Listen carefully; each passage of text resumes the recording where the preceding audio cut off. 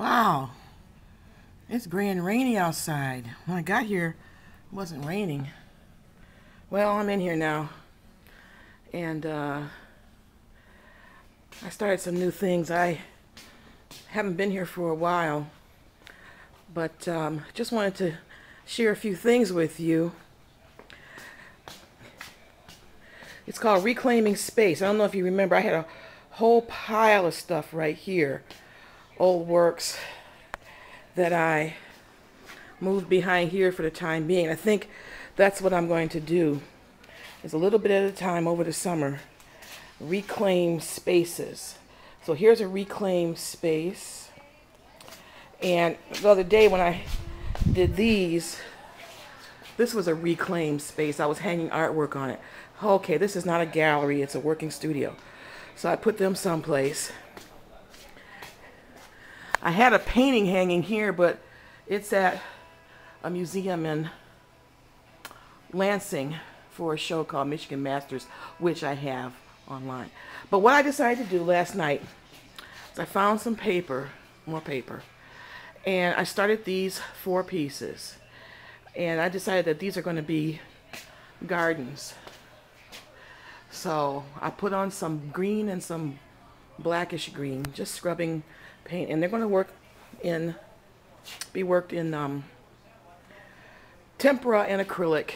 I just want some brighter colors to offset the gray and the rain. It's a little bit chilly here today. Not that bad though.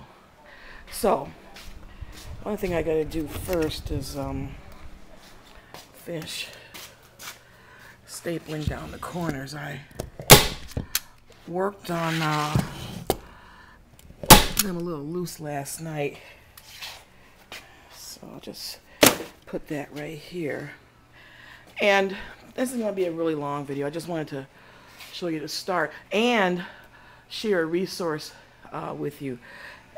My working area is still not as I like it, but when I was working on those little figures, which I haven't finished, I had all of this paint left over, acrylic and tempera, in all of these bright colors, all pre-mixed by me, and I really like that purple.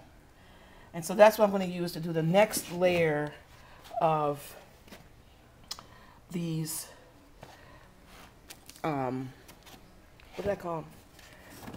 Gardens. I figured that I do flowers, so I'll do some gardens. Now I want to show you these chip brushes. They're really good for me to use. And I found them, and you may already know about it. I found them online on eBay.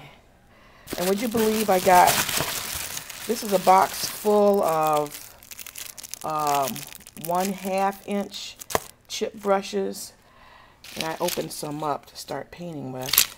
And this is a box full of 1 inch chip brushes. You can see 1 inch. There's 36 brushes in this box. And the bristles are the same kind of bristles you find in oil painting brushes, the board bristles. Maybe they're not as good, I don't know. But I use these for starting up, and especially with encaustic because they're so cheap. This whole box cost me $5 for about maybe 40 brushes, and I think this one was maybe $2. Now that's including the shipping and handling for the most part, because you got them on auction. So if you go to eBay and search chip brushes, then do the auction, you may see that they start the auction at 1 cent. Ooh, that's kind of dried out.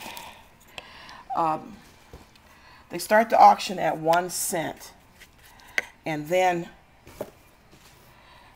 you keep on bidding. Now, if nobody bids, I always bid maybe 2 cents or 5 cents. If nobody bids, then you win. And you can conceivably get a box of brushes for 2 cents. Don't feel bad for the auction people, because they are stores and they start these auctions. They have like lots of inventory. So what I'm going to do is I'm just going to start putting some marks on, because just to see a different kind of contrast. And I'm working on these in the same way as the ones around the corner.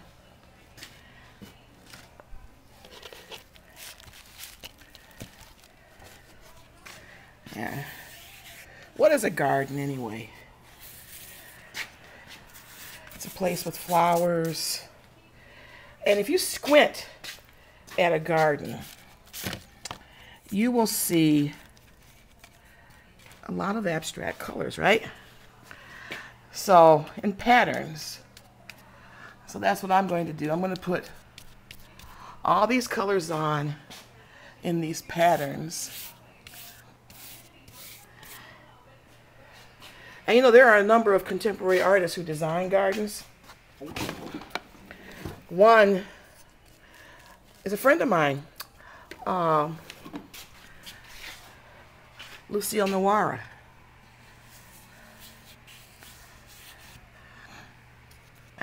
She's a great watercolorist, and she also does landscape design.